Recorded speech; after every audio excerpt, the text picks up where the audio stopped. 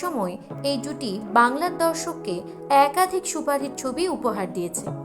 শেষবার কৌশিক গঙ্গোপাধ্যায় পরিচালিত ধূমকেতু ছবিতে জুটি বাঁধেন দেব ও শুভশ্রী।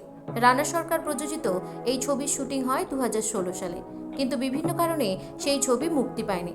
তারপর থেকে দেব শুভশ্রীর অনুরাগীরাও ছবিটির জন্য অধীর আগ্রহে অপেক্ষা করছেন। এমত অবস্থায় শুক্রবার দুই তারকার দুই ছবির মুক্তির দিনেই রানা আশা জাগালেন। তবে ধূমকেতুর মুক্তির জন্য তিনি দর্শকদের উদ্দেশ্যে বিশেষ বার্তাও দিয়েছেন। ফেসবুক পোস্টে রানা লেখেন, ধূমকেতু রিলিজ হবে, খাদান আর সন্তান দুটো সিনেমা হিট হলে দেব এবং শুভশ্রী দুজনকেই হিট করাতে হবে। শোনা যায়, ধূমকেতু শুটিংয়ের পর দেবের সঙ্গে প্রযোজকের কিছু বিষয় নিয়ে মতানৈক্য তৈরি হয়, যার ফলে ছবিটি আর মুক্তি পায়নি।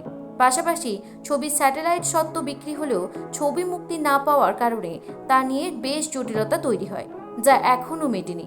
একটি জনপ্রিয় সংবাদপত্রের তরফে যোগাযোগ করা হলে রানা বললেন, দেবের সঙ্গে এই নিয়ে আমার অনেকবারই কথা হয়েছে। ও ছবিটির মুক্তি নিয়ে আশাবাদী, দুপক্ষ চাইলেই সমস্যা মিটবে। ধূমকেতু মুক্তির আগে বাজারের চাহিদাকে মেপে নিতে উদ্যোগী রানা। তার মতে, খাদান এবং সন্তান হিট হওয়ার অর্থ দেব ও শুভশ্রীকে দর্শক এখনও পর্দায় সমানভাবে দেখতে আগ্রহী। রানা বললেন, অর্থাৎ সেই অবস্থায় ধূমকেতু মুক্তি পেলে আমাদের টাকা পয়সাও ফেরত আসতে পারে।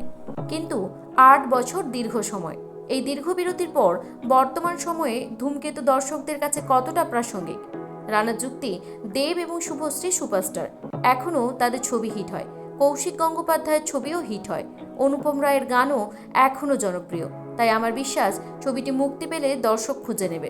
রানা জানালেন, ছবির যাবতীয় কাজ আগেই শেষ হয়, শুধু দেবের ডাবিং বাকি রয়েছে। এর আগেও একাধিকবার প্রযোজক ধূমকেতু মুক্তির উদ্যোগ নিলেও তা ফলপ্রসূ হয়নি। এখন সমস্যা মিটিয়ে ছবিটি আদৌ মুক্তি পাবে কিনা দেখা যাক। এ বিষয়ে আপনাদের কি মতামত তা অবশ্যই কমেন্ট করে জানাবেন।